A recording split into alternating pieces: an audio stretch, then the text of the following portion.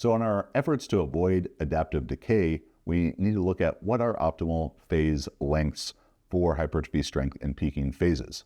So hypertrophy, typically going to want to train those, for 1 month out to, at most probably 4 months for a competitive powerlifter.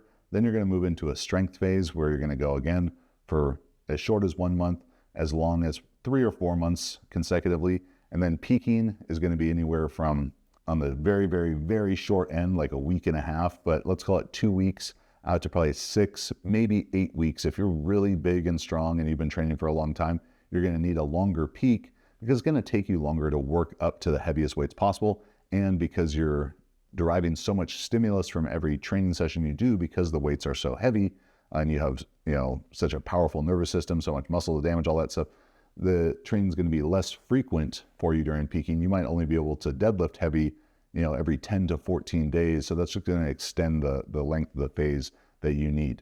So in hypertrophy, we're going from 1 hypertrophy block in a row, maybe up to 4. Strength going again from 1 to 3 or 4. And then peaking, we're going from about 2 weeks out to as long as 8 weeks. And so the bigger and stronger that you are, the less hypertrophy you likely need. You've probably already kind of gotten everything you can out of building more muscular size. Maybe you're at the top of your weight class or having to cut weight to make your weight class. So you don't need to compound that problem with a lot of hypertrophy training.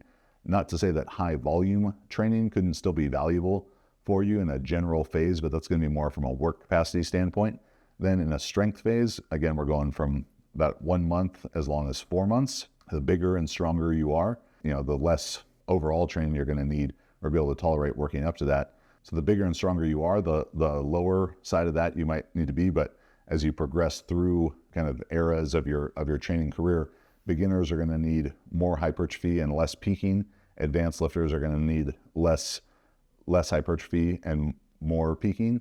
And then the strength phase in the middle is going to depend on a couple things. It's going to depend on how you respond to that type of training, how your body feels from doing, more of those sets of 3 to 6 reps, your joints and tendons and everything respond to that. And then of course your competition calendar as well. If you've got 12 weeks to a meet, it's going to change the consideration about how much you need of each phase compared to if you have, 6 months to a meet.